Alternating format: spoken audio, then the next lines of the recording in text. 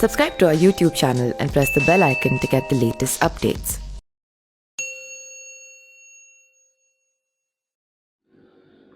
महाराष्ट्र की राजनीति में नए सियासी मोड़ लगातार आ रहे हैं। पहले एकनाथ शिंदे को सीएम बनाने वाले ऐलान ने हैरान कर दिया, तो बाद में देवेंद्र फडणवीस का सरकार में शामिल नहीं होना भी सभी को चौंका गया। लेकिन जैसे ही फडणवीस ने सरकार में शामिल न होने की बात की, दिल्ली में बीजेपी अध्यक्ष जेपी नड्डा और गृह मंत्री अमित शाह एक्शन में आ गए।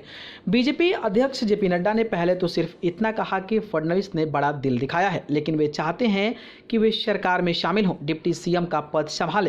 उस समय नड्डा ने सिर्फ एक अपील की थी, लेकिन कुछ ही देर में जेपी नड्डा ने एक और ट्वीट किया। उन्होंने बताया कि देवेंद्र फडणवीस सरकार में शामिल होने जा रहे हैं, वे डिप्टी सीएम बनने के राजी हो गए हैं। ऐसे में दिल्ली जैसे ही हरकत में आई, देवेंद्र फडणवीस को भी हाईकमान का सम्मान करना पड़ा। जब फडणवीस बात मान गए, तब नड्डा ने एक और ट्वीट कर लिखा कि भाजपा ने महाराष्ट्र की जनता की भलाई के लिए बड़े मन का परिचय देते हुए एकनाथ शिंदे जी का समर्थन करने का निर्णय किया है। श्री देवेंद्र फडणवीस जी ने बड़े मन दिखाते हुए मंत्रिमंडल में शामिल होने का निर्णय किया है, जो महाराष्ट्र की जनता के प्रति उनके लगाव को दर्शाता है। उन्होंने ये भी कहा कि एकनाथ शिंदे जी और देवेंद्र फडणवीस जी को बधाई। आज ये सिद्ध हो गया कि बीजेपी के मन में कभी भी मुख्यमंत्री पद की लालसा नहीं थी।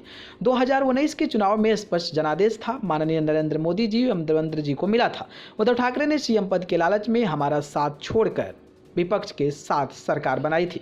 वैसे देवेंद्र फडणवीस को मनाने में सिर्फ जेपी नड्डा की भूमिका नहीं रही, बल्कि अमित शाह ने भी एक सक्रिय योगदान दिया। उनकी तरफ से भी एक ट्वीट कर साफ कहा गया कि फडणवीस ने बड़ा दिल दिखाते हुए सरकार में शामिल होने का मन बना लिया है। वैसे देवेंद्र फडणवीस को मनाने में सिर्फ जेपी नड्डा की भूमिका नहीं रही, बल्कि अमित शाह ने भी एक सक्रिय योगदान दिया। उनकी तरफ से भी एक ट्वीट कर साफ कहा गया था कि फडणवीस ने बड़ा दिल दिखाते हुए सरकार में शामिल होने का मन बना लिया है।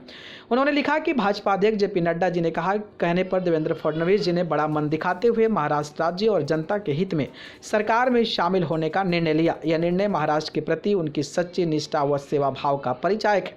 इसके लिए मैं उन्हें हृदय से बधाई देता हूँ। बड़ी बात यह है कि देवेंद्र फडणवीस खुद शायद इस बार सरकार में शामिल नहीं होना चाहते थे। उन्होंने मीडिया के सामने अपने मन की बात कर दी थी, लेकिन उस प्रेस कॉन्फ्रेंस के बाद बीजेपी के तमाम नेता ही कहने लगे कि वे सभी इस फैसले से हैरान हैं। उन्हें नहीं पता था कि फडणवीस एकनाथ शिंदे के नाम का ऐलान करने वाले हैं। वहीं दूसरी तरफ बीजेपी हाईकमान इस बात की दिक्कत रही कि महाराष्ट्र में सरकार तो उनके समर्थन में बन रही है, लेकिन राज्य के बड़ी नेता देवेंद्र फडणवीस उनका हिस्सा नहीं बनना चाहते हैं। इसी वजह से समय रहते जेपी नड्डा ने कमान संभाली और फडणवीस को फोन मिलाया। उस एक फोन ने देवेंद्र फडणवीस की मन की बात को पीछे छोड़ दिया और 2 घंटे के अंदर उन्होंने महाराष्ट्र के डिप्टी सीएम के रूप में शपथ ले ली। अब महाराष्ट्र में एक तरफ एकनाथ शिंदे अपनी दूसरी राजनीतिक पारी शुरू करने जा रहे हैं, तो वहीं बीजेपी के लिए देवेंद्र फडणवीस भी सक्रिय भूमिका निभाते नजर आएंगे। न्यूज़ रूम से न्यूज़ लाइव की रिपोर्ट।